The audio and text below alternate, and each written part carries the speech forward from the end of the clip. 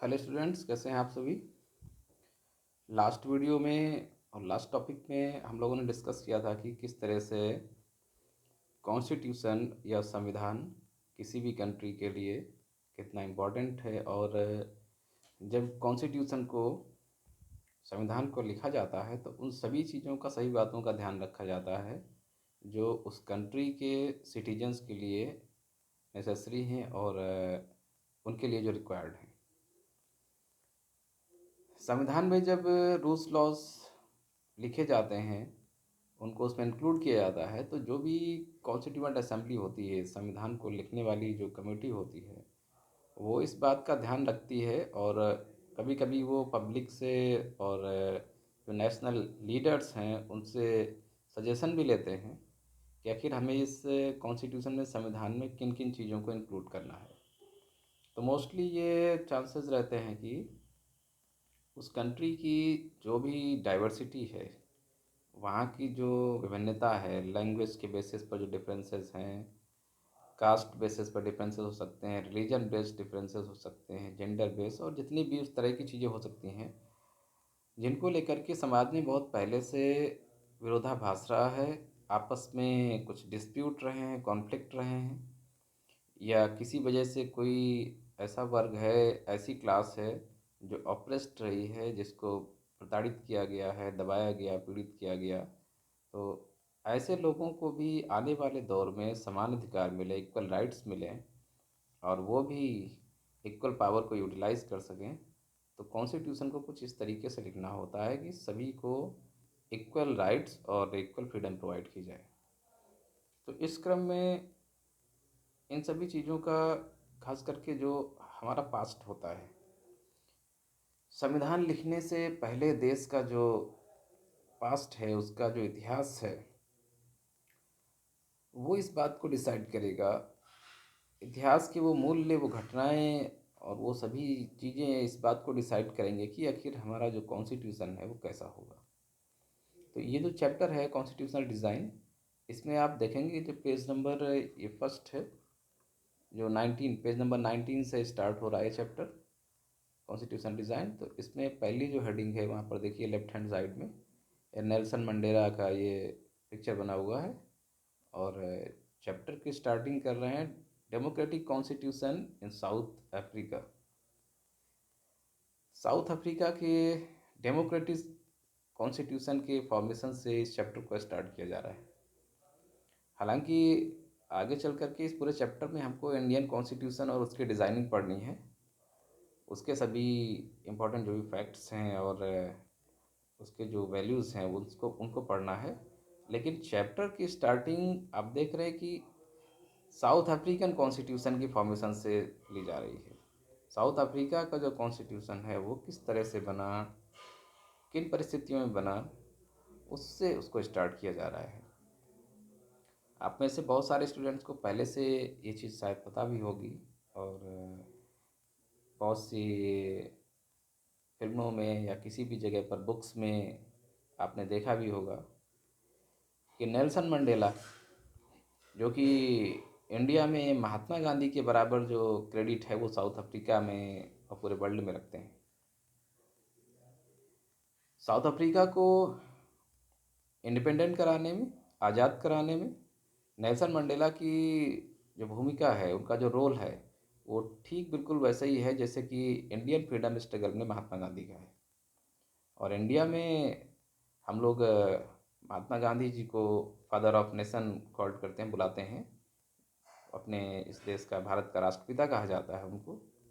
ऐसे ही ठीक south Africa में भी नेल्सन मंडेला जी भी फादर ऑफ नेशन के फॉर्म में जाने जाते हैं, क्योंकि उन्होंने साउथ अफ्रीका को एक लंबे संघर्ष के बाद में आज़ाद कराया।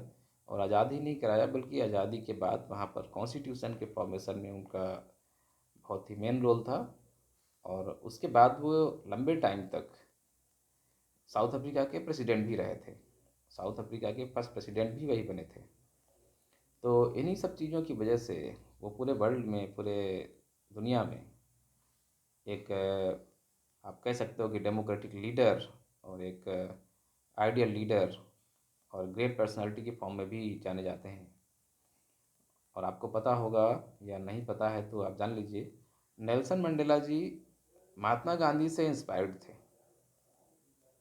महात्मा गांधी की लाइफ, और महात्मा गांधी ने क्योंकि साउथ अफ्रीका में रह कर के काफ़ी लंबे समय तक वहाँ पर अंग्रेजी शासन के खिलाफ जो आंदोलन चलाया था, और स्पेशली जो वहाँ पर एक नस्ली भेदभाव है, इसको अपार्थेड बोलते हैं। अपार्थेड का मतलब होता है discrimination based on the skin colour और रेसिज्म। नस्ल या जाति के आधार पर जो गोरे और काले के बीच भेदभाव था, अफ्रीका में तो था ही था, साथ ही यूरोप और अमेरिकन कॉन्टिनेंट में भी तमाम देशों में था।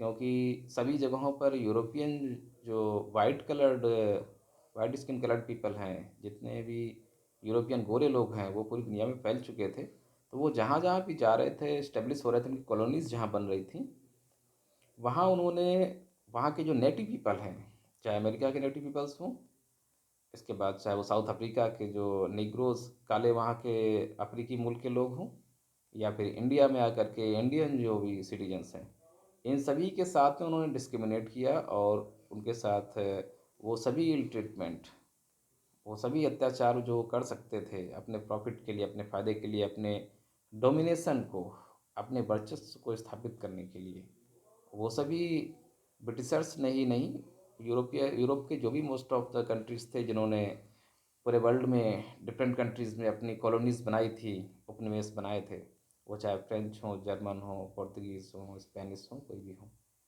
इन सब ने इस पॉलिसी को अडॉप्ट किया था कि वो अपने कॉलोनीज़ में वहाँ के जो नेटिव पीपल थे उनके साथ में डिस्क्रिमिनेशन करते थे, और उनके ऊपर ओवर डोमिनेंट होकर के उनको ज़्यादा से ज़्यादा चीट करने की और वहाँ से प्रॉफिट गेन करने की कोशिश करते थे। तो ये प्रोसीजर और ये जो सिस्टम है अपार्थेड का, नस्ली भेदभाव का, ये साउथ अफ्रीका में काफ़ी लंबे समय तक चला। क्योंकि 1947 में इंडिया इंडिपेंडेंट हो गया था, आज़ाद हो गया था, लेकिन साउथ अफ्रीका उसके बाद भी बहुत लंबे समय तक ब्रिटिश गवर्नमेंट का और यूरोप के दूसरे तमाम कंट्रीज़ के अधीन रहा। बीच बीच में वहाँ पर वहाँ की सेनाएं और वहाँ की कॉलोनीज़ बनी रहीं। तो ऐसी कंडीशन में साउथ अफ्रीका लंबे समय तक विदेशियों के अंडर में रहा, और गोरे लोगों के अंडर में रह करके वहाँ के लोगों को बहुत प्रताड़नाएँ झेलनी पड़ी। और एट लास्ट में अभी रिसेंटली जा कर के, बहुत लास्ट में, बाद में आज़ाद होने वाला देश है साउथ अफ्रीका, जो कि 1994 में, 1994 में जब जा कर के भारत ने लगभग लगभग अपने 50 साल का टाइम पीरियड लगभग पूरा कर लिया था आज़ादी का, उस समय जा कर के ये साउथ अफ्रीका इंडिपेंडेंट हुआ, आज़ाद हुआ है। और तब वहाँ पर डेमोक्रेसी आई, कॉन्स्टिट्यूशन आया। तो रिसेंटली इंडिपेंडेंट होने वाला कंट्री है, और दुनिया की नज़र में आया कि किस तरीके से वो अपने लिए डेमोक्रेटिक गवर्नमेंट को फॉर्म कर सके, आज़ाद कर सके। और आपको ये भी पता होगा कि अभी भी अफ्रीकन कॉन्टिनेंट में, अफ्रीकी महाद्वीप में बहुत से ऐसे देश हैं जहाँ पर डेमोक्रेसी नहीं है, और वो बहुत ही अंडर डेवलप्ड और अनडेवलप्ड कंडीशन में सरवाइव कर रहे हैं वो देश। खास करके जो सेंट्रल अफ्रीका का रीजन है, वो अभी बहुत मुश्किलों में वहाँ पर लोगों का जीवन है। तो साउथ अफ्रीका का जो ये स्ट्रगल है, पहले तो अपनी इंडिपेंडेंस के लिए, आज़ादी के लिए, दूसरा फिर जो अपार्थेड सिस्टम है, वहाँ जो गोरे और काले के बीच भेदभाव था, नस्ली भेदभाव, उसके खिलाफ जो लड़ाई है, ये बहुत लंबा इसका इतिहास है। आप ये देखिए कि महात्मा गांधी जी साउथ अफ्रीका गए थे, जो कि 1895 के आसपास की बात है, 1895, बहुत पहले की बात है, मतलब 1900 के भी पहले की बात। और वहाँ पर रह कर के कम से कम उन्होंने लगभग 20 ईयर्स, 20 साल के आसपास अपना मूवमेंट, आंदोलन साउथ अफ्रीका में रह के चलाया, वहाँ के लोगों के लिए। वहाँ पर जो भारतीय लोग रह रहे थे उस समय, काफ़ी काम धाम की तलाश में, एग्रीकल्चर और व्यापार की तलाश में, मजदूरी की तलाश में जो लोग भारत से वहाँ गए थे, या अंग्रेज उनको लेके गए थे अफ्रीका में काम धाम के लिए, उनकी आज़ादी के लिए, उनके लिए इक्वल राइट्स के लिए, समानता के अधिकार के लिए गांधी जी ने वहाँ अफ्रीका में रह कर के लंबे समय तक आंदोलन चलाया। तो अफ्रीका के लोग गांधी जी से बहुत फ़ैमिलियर हो गए थे। हालाँकि फिर गांधी जी इंडिया वापस आ गए लगभग 1915 में, और फिर यहाँ पर इन्होंने आंदोलन शुरू कर दिया था 1917 में, चंपारण से स्टार्ट करके फिर आगे 1919 में इन्होंने असहयोग आंदोलन चलाया। और फिर उसके बाद में 1930 में इन्होंने नॉन कोऑपरेशन मूवमेंट, सभी ने अवज्ञा आंदोलन चलाया। 1992 में फिर क्विट इंडिया मूवमेंट, भारत छोड़ो आंदोलन। और उसके बीच में पूरे देश में घूम करके वो भारतीय जनता को अंग्रेजी हुकूमत के खिलाफ एकजुट करते रहे। तो इन सभी दोनों जगहों पर, साउथ अफ्रीका में भी रह करके और इंडिया में भी रह करके, गांधी जी ने जो लोगों को ग्लोबलाइज करने और इस तरीके के जो नस्ली जाति भेदभाव हैं इनको दूर करने के लिए जो आंदोलन चलाया था, उससे अफ्रीकी लोग भी इंस्पायर हुए थे। और दुनिया के तमाम लीडर इंस्पायर हुए जिन्होंने बाद में गांधी जी को अपना आइडियल माना। तो उनमें से नेल्सन मंडेला जी भी एक थे, जिन्होंने आगे चल कर के 1950 के आसपास, 1950 के बाद उन्होंने अपने मूवमेंट को स्टार्ट किया था। और अफ्रीका में जो नस्ली भेदभाव है, गोरे और काले के बीच डिस्क्रिमिनेशन है, उसको समाप्त करने के लिए संघर्ष किया। क्योंकि वहाँ पर तो जो गवर्नमेंट थी, जो वहाँ पर वाइट पीपल थे, जो गोरे लोगों की सरकार थी, उन्होंने तो ऐसे लॉज बना दिए थे कि जिन्होंने वाइट और ब्लैक्स को बिल्कुल सेपरेट कर दिया था। वो कानून बन गया था जैसे भारत में था। आपने रॉलेट एक्ट के बारे में पढ़ा है, ऐसे बहुत सारे रूल्स लॉज इंडिया में पढ़े जिन्होंने जिनको ब्रिटिश गवर्नमेंट ने इम्पोज किया था।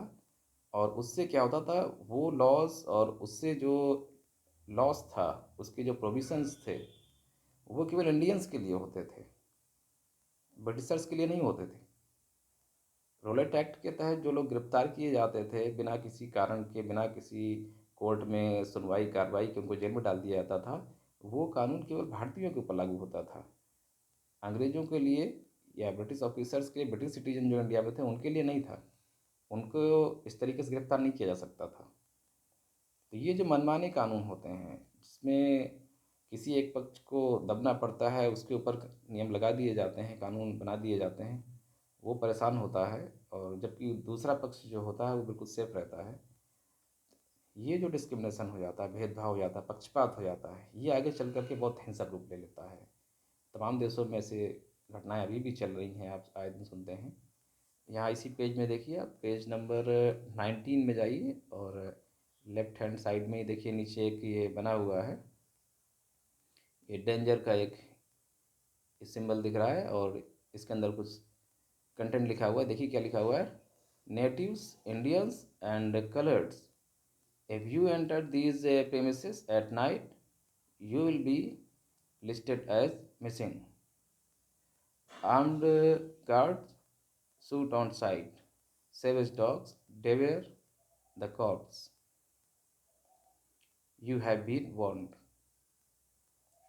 ऐसी तख्तियाँ, ऐसे संदेश और इस तरीके के साइन बोर्ड साउथ अफ्रीका में जगह जगह पर लगे होते थे, उन एरियाज़ में स्पेशली जहाँ पर वाइट कॉलोनीज़ थीं, जहाँ गोरे लोगों की बस्तियाँ थीं, या जहाँ पर गोरे लोगों के रेजिडेंस थे, उनके ऑफिसेस थे, उनके अपने रिसॉर्ट्स होते थे, या बीचेस हैं जहाँ पर वो घूमने जा रहे हैं, या उनके प्लेग्राउंड्स हैं, वहाँ पर इस तरीके के बोर्ड लगाए जाते थे। और उसमें वार्निंग दी जाती थी साफ साफ, जिसके लिखा हुआ है नीचे, पहले ऊपर तो डेंजर लिखा हुआ है, नीचे लिखा है यू हैव बीन वार्न्ड। मतलब ये खतरा है किसके लिए, नेटिव्स के लिए, अफ्रीका, साउथ अफ्रीका के मूल निवासी, वो निग्रोस प्रजाति के काले लोगों के लिए, इंडियंस के लिए, और कलर्ड्स मतलब जो गोरों से अलग हैं, उन सभी प्रजातियों के लिए साफ साफ मैसेज लिखा हुआ है कि अगर आप इस प्रीमिसेस एरिया में, इस प्रोहिबिटेड एरिया में प्रवेश करेंगे या दिख गए, तो आप मान लीजिए कि हमेशा के लिए मिस्ड हो जाएंगे। मतलब आप खो जाएंगे। खोने का मतलब क्या है, वहाँ के जो गार्ड हैं वो आपको गोली मार देंगे। तो इस तरीके के बहुत ही सख्त और हार्ड लॉज थे कि अगर कोई भी भारतीय या अफ्रीकी मूल का नागरिक गोरी बस्तियों में चला गया या उनके एरिया में एंटर भी कर गया तो उसको सीधे ही शूट आउट कर दिया जाता था, गोली मार दी जाती थी। तो इस तरीके के जो डिस्क्रिमिनेटिंग लॉज हैं, जो कम्युनिटी सोसाइटी के बीच में एक गैप जनरेट कर रहे हैं, इसके खिलाफ साउथ अफ्रीका में जो मूवमेंट स्टार्ट हुआ था, उसको आगे चल कर के नेल्सन मंडेला जी ने, क्योंकि वो भी एक अफ्रीकी मूल के ही काले व्यक्ति थे, ब्लैक सिटीज़न थे, तो उन्होंने इक्वल राइट्स की डिमांड की। उन्होंने संघर्ष किया और इक्वल राइट्स की डिमांड की, इसके लिए मूवमेंट चलाया और बहुत सारे अफ्रीकी लोग इसमें शामिल हुए उनके इस आंदोलन में। उन्होंने गवर्नमेंट के सामने ये डिमांड रखी कि आपने जो यहाँ पर डिफरेंट और सेपरेट लॉज बना रखे हैं, उनको समाप्त करके इक्वल राइट्स और इक्वल प्रोविज़न्स इस्टेब्लिश किए जाएं, गोरे काले के बीच में भेदभाव खत्म किया जाए और सभी तरीके के जो पावर्स हैं और अपॉर्चुनिटीज़ हैं, उसमें जो नेटिव पीपल हैं अफ्रीका के, उनको भी रोल प्ले करने दिया जाए, उनको भी मौका दिया जाए। और उनके इस आंदोलन से नाराज़ होकर के उनको अरेस्ट कर लिया गया और एक लंबे समय तक उनके एक निर्जन द्वीप में, मेडागास्कर के पास में, आप सबको पता है साउथ अफ्रीका में जब नीचे देखेंगे जहाँ मैप है, वर्ल्ड मैप, मेडागास्कर एक अलग से आइलैंड कंट्री है और उसी के पास में एक गुप्त आइलैंड पर इनको लंबे समय तक, लगभग 28 साल तक, ज़िंदगी की आधी उम्र जो है इन्होंने जेल में बिताई।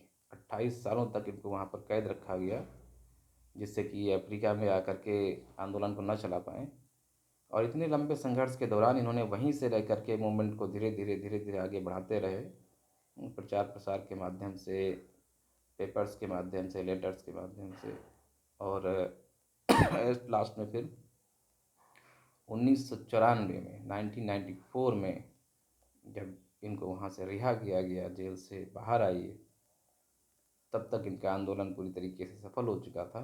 और साउथ अफ्रीका इस अपार्थाइड के सिस्टम से, जो नस्ली भेदभाव था, वहाँ पर डिस्क्रिमिनेशन था, नस्ली कानून था, उससे मुक्त हो चुका था और वहाँ डेमोक्रेसी इस्टेब्लिश हुई। उसके बाद नेल्सन मंडेला साउथ अफ्रीका के प्रेसिडेंट बने। वहाँ पर रूल्स लॉज के लिए कॉन्स्टिट्यूशन फॉर्म किया गया और उस संविधान में, साउथ अफ्रीका के उस कॉन्स्टिट्यूशन में, आपको पता होना चाहिए, नहीं पता है तो जान लीजिए, इंडियन कॉन्स्टिट्यूशन के बहुत सारे ऐसे लॉज को और ऐसे आर्टिकल्स को इंक्लूड किया गया है, खास करके इक्वलिटी पर बेस्ड जो भी चीज़ें, प्रोविजंस इंडियन कॉन्स्टिट्यूशन में हैं, उनको साउथ अफ्रीकन कॉन्स्टिट्यूशन में भी अडॉप्ट किया गया है। क्योंकि नेल्सन मंडेला जी इंडियन फ्रीडम स्ट्रगल से, महात्मा गांधी से और इंडियन कॉन्स्टिट्यूशन से बहुत इंस्पायर्ड थे, प्रभावित थे, इसीलिए उन्होंने अपने कॉन्स्टिट्यूशन में, साउथ अफ्रीका के कॉन्स्टिट्यूशन में भारत की बहुत सारी चीज़ों को, यहाँ के संविधान के बहुत से लॉज को और रूल्स को उन्होंने अडॉप्ट किया है। तो अगर आप प्रियम्बल देखेंगे साउथ अफ्रीका की और इंडियन कॉन्स्टिट्यूशन के संविधान की, जो उद्देशिका है, जो उसका कवर पेज, फर्स्ट पेज होता है, जिसको प्रियम्बल के नाम से जानते हैं, जिसमें एक पूरे संविधान का लगभग जो कंक्लूज़न है या उसका सार है वो लिखा होता है, उसको प्रियम्बल बोलते हैं। तो वो दोनों ही प्रियम्बल, दोनों कंट्रीज़ की प्रियम्बल अबाउट टू सेम है, मैच करती हैं एकदम। अभी आगे जाएंगे तो कुछ पेजेस के आगे आपको मिल जाएगा ये, जहाँ पर अमेरिकन प्रियम्बल का पेज दिया हुआ है, इंडियन प्रियम्बल और साउथ अफ्रीकन प्रियम्बल सभी दिए हुए हैं। तो उन्हें मैच करेंगे तो बहुत सिमिलरिटीज़ हैं। और फ्रीडम और इक्वलिटी की डिमांड, फ्रीडम और इक्वलिटी की जो एडवोकेसी है, उसकी जो वकालत है, वो लगभग इक्वली की गई है तीनों में। पूरी कोशिश की गई है कि सभी वर्गों को, सभी जातियों को और सभी धर्मों को इक्वल राइट्स मिलें और उनको जो फ्रीडम्स हैं वो भी इक्वली प्रोवाइड की जाए। डिस्क्रिमिनेशन नहीं होना चाहिए कि गोरे लोगों के लिए अलग कानून हो या उनको कुछ लिबर्टी मिल जाए कुछ चीज़ों में, वहीं काले लोगों के लिए प्रोहिबिट कर दिया जाए, उनके पर प्रतिबंध लगा दिए जाए, ऐसा नहीं था। जबकि उसके पहले अफ्रीका में जब ये अपार्थाइड लॉ लागू था, जब वहाँ पर नस्ली कानून लागू था, तो उस समय तो बहुत मुश्किल हालात थे। जो लॉज़ बनाए गए थे उसके अकॉर्डिंग तो स्कूल ले लीजिए, प्लेग्राउंड्स ले लीजिए, जितने भी पब्लिक प्लेसेस हैं, रेलवे स्टेशन पर जो बैठने की सीट्स हैं प्लेटफॉर्म पर, इसके बाद ट्रेन के अंदर भी जो वैगन्स हैं और सीट्स हैं, वो सभी गोरे और काले लोगों के लिए बिल्कुल सेपरेट कर दिए गए थे। जो टॉप क्लास की सर्विसेज थी, जो टॉप क्लास की फैसिलिटीज़ थी, अच्छी सुविधाएं थी, लग्जरीज, वो सब गोरे लोगों के लिए थी। बाद में बहुत थर्ड क्लास की जितनी भी सीट्स थी, क्लासेस की थर्ड क्लास की जो अपॉर्चुनिटीज़ थी, फैसिलिटीज़ थी, वो सब ब्लैक्स के लिए, इंडियंस के लिए और बाकी कलर्ड सिटीजन्स के लिए थी। काले लोगों के लिए और इंडियंस के लिए ये जितनी भी लग्जरियस फैसिलिटीज़ थी जो गोरे लोगों को लिए मौजूद थी, वो इनके लिए पॉसिबल नहीं थी। स्कूल कॉलेजेस अलग अलग हुआ करते थे, अस्पताल अलग होते थे, गोरे लोग अपना अपने अस्पतालों में इलाज कराते थे, उनके हॉस्पिटल रिजर्व होते थे, वहाँ कोई भी इंडियन या कोई भी काला व्यक्ति अफ्रीकी मुल्क का अपने ट्रीटमेंट के लिए नहीं जा सकता था, और वो सुविधाएं उनको नहीं मिल सकती थी। बसेस में भी होता था, सीट्स रिजर्व होती थी, गोरे लोगों की सीट पर कोई भी काला व्यक्ति नहीं बैठ सकता था। ऐसा करने पर पनिशमेंट होता था, जेल हो जाती थी, गोली मार दी जाती थी, ऐसी बहुत सारी घटनाएं, और वो सभी चीज़ें वो लोग यूज़ करते थे, अनफेयर मीन्स जो हो सकते हैं। तो इन सभी चीज़ों से मुक्ति पाना और आज़ादी पाना उस लॉज के रहते हुए, उन गवर्नमेंट के रहते हुए आसान नहीं था, लेकिन लंबे संघर्ष के बाद में जनता ने भी संघर्ष किया, लीडर्स ने भी संघर्ष किया, और उसके बाद ये जो भी डिस्क्रिमिनेटरी लॉज थे ये रिमूव किए गए। और अब साउथ अफ्रीका में आपको पता है कि इक्वलिटी इस्टेब्लिश हो गई है, और वहाँ पर बहुत सारे ऐसे रिजर्वेशन जैसे कॉन्सेप्ट जो इंडिया से लिए गए हैं वो भी वहाँ पे चल रहे हैं, और अभी वहाँ पर डेमोक्रेटिक गवर्नमेंट है। तो ये तो साउथ अफ्रीका के फ्रीडम स्ट्रगल और वहाँ पर किस तरीके से जो डेमोक्रेटिक लॉज हैं और कॉन्स्टिट्यूशन इस्टेब्लिश किया गया, उसकी पूरी स्टोरी थी। नेल्सन मंडेला का उसमें मेन रोल था, और वो साउथ अफ्रीका के फादर ऑफ नेशन जाने जाते हैं, राष्ट्रपिता कहे जाते हैं वहाँ के। और ख़ास बात यह कि नेल्सन मंडेला गांधी जी से बहुत इंस्पायर्ड थे, और ये साउथ अफ्रीका के गांधी हैं एक तरीके से। इस टॉपिक को पढ़ने के बाद में आप बुक से भी रीडिंग कर लीजिएगा, और भी आपको अगर कहीं पर किसी जगह पर इंफॉर्मेशन मिलती है साउथ अफ्रीका के बारे में, नेल्सन मंडेला के बारे में, तो उसको आप समझ सकते हैं, रीडिंग कर सकते हैं। और नेक्स्ट वीडियो में हम लोग फिर आगे देखेंगे।